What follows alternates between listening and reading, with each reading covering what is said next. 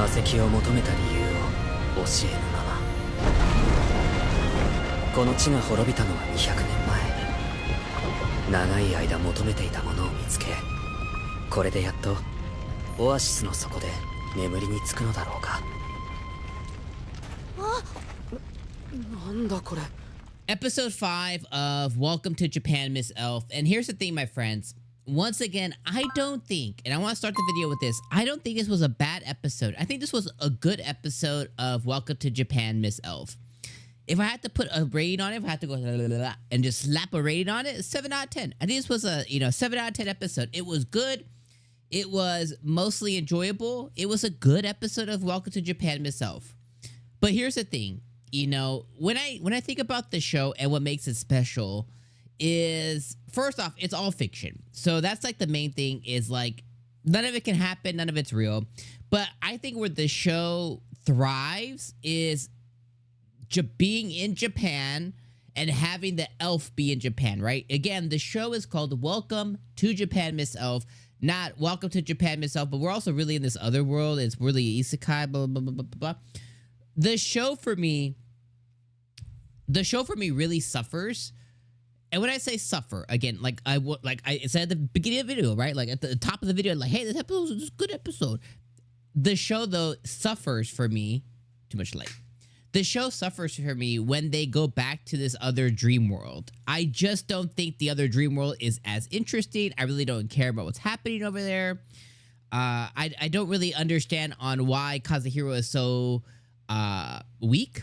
I know that's his whole stigma. That's his whole that's his thing, is that he's a weak character there. That's like his badge of honor.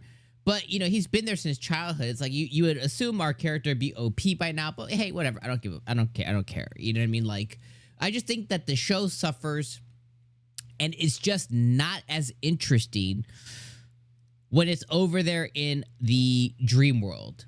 And if they wanted to, for me, I think the show would be best if they cut that out completely. And this was just a show about an elf being acclimated to Japan. Because I think when they do that, I think they have something really special. And those are the episodes I've enjoyed the most, is like when she went to the library and making her first friend in Japan and learning the language, and seeing things on the TV for the first time and watching movies and spending time with Kazuhiro and going on dates and seeing things she's ever, like, all those things are adorable and cute. And I think I think that the author and I think the studio has both done a really good job of adapting that. And it's really enjoyable. I have a stupid smile on my face when it's happening. And it's just like, it's peak. It's top tier for me personally, for my enjoyments. But then when we go back to the other world, well, then, by just happen subconsciously or naturally, I immediately begin comparing it to all the other isekai. I mean, and we get a plethora of isekai every season. And in comparison, it's just very, very subpar to just okay. It's still cute, right? The elf is still cute. It's still cute. But then it introduces a ton of questions that I don't really care about the answers. It introduces a lot of complexities, which I really don't care about, And I think that's kind of where I'm getting stuck at. Now, the whole episode was them in the dream world. And I'm going to keep calling it the dream world. Isekai world, dream world, whatever. And it was all focused on them saving the beast, or the cat girl or cat boy, whatever he is. And, essentially it was them facing off against the bandits, getting a plan to save the cat girl or cat boy, whatever he is. They do it. The big sandworm eats them. The cat gives a little gem back. We get backstory that, hey, the cat's hometown or whatever was originally destroyed by this monster, and the bandits infiltrated, and they were using him as a slave. And then Kazuhiro, at the end of the episode, because of the sandworm, they discover a dungeon, and he's like, "Oh, I'm all jazzed up. I want to I'll be a dungeon hunter again." That was the episode. You know what I mean? Like, it was fine. The fight scenes were fine. They weren't exciting or anything. Like, I didn't have a smile on my face while I watched it. You know what I mean? And again, like I said, if you enjoyed it, awesome. You know, I love that. I love that for you. It was fine. You know what I mean? Like, it was fine. It was just like, it's just filler. It's just fine. It's just filling my time.